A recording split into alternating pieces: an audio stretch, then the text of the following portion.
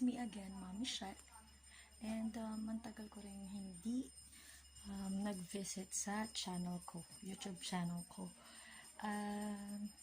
Hindi nag-visit na hindi ako nagsasalita. Kasi yung mga videos ko is puro like TikTok ko, or namin ng baby ko, or yung mga pinagsama-samang pictures na ginawa kong videos. Yan. Pero ngayon, yan, nag-visit ulit ako para mag-thank you sa aking uncle na si Uncle Along na pumunta sa Bohol. And ito, meron siyang talatala for us na kalamay. Yan. Oops. Yan. Yan. Bohol kalamay. Yan. Masarap siya. Favorite ng kids ko. And favorite din namin. Kasi masarap yung pagkakagawa nila sa buhol. Talagang yung texture niya napaka soft. Tas ang sarap niyang kainin. Talaga yung tamis. Tama lang. Ayun. At saka gusto rin namin gumawa nito. Meron na kaming downloaded na videos kung how to prepare or cook kalamay. Yan, upload ko rin yung videos if ever makagawa na kami ng kalamay na gawa namin. Yun. Ngayon, pumasok na yung kids ko. Yan, yung eldest, second ko, grade 8 and grade 5. So, nasa school sila ngayon. Kaming dalawa lang na baby Ian. At ngayon, natutulog si baby Ian. Time check. It's, I think, 2 p.m. na. At ngayon pa lang ako kakain. Yan. Ito yung pagkain ko. Yan ang pagkain ko.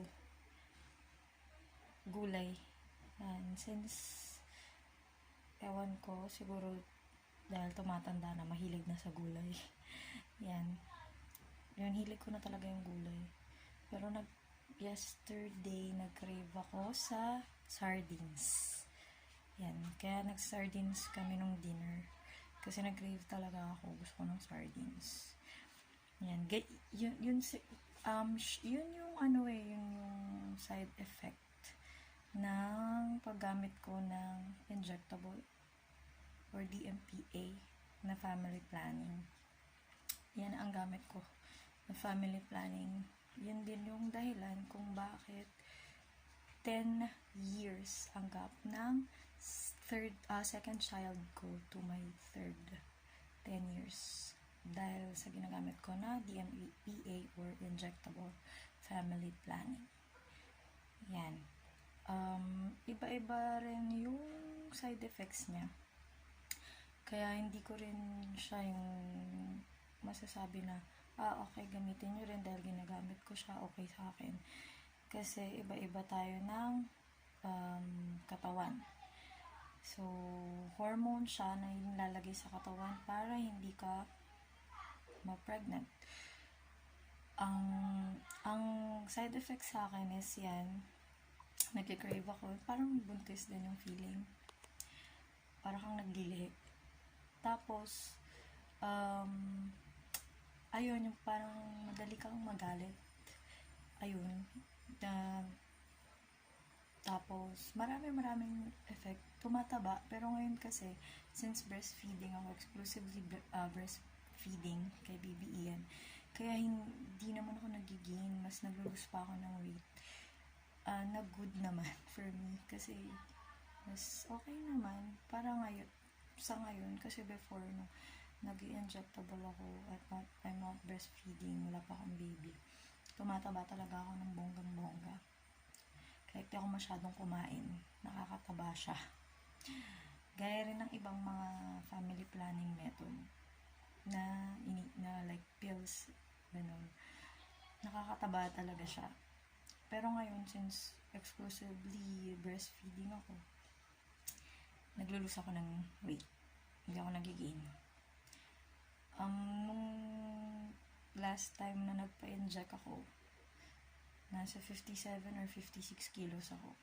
Ngayong June 7, nagpa-inject ako. Nasa 54 kilos na lang ako. So, thank you breastfeeding. Ayun. And I think that's all for now. Kasi kailangan ko munang kumain kasi baka magising na si baby Ian. Na-miss ko lang yung YouTube channel ko. Na-miss ko kayong i-visit, mommies, daddies, and kiddos. Okay? Don't forget to subscribe to my channel and like all my posts. And, ayun, mas maganda panoorin yung lalo ng mga moms, yung mga iba kong posts. Kasi, makakatulong din siya. Okay, thank you for your time today.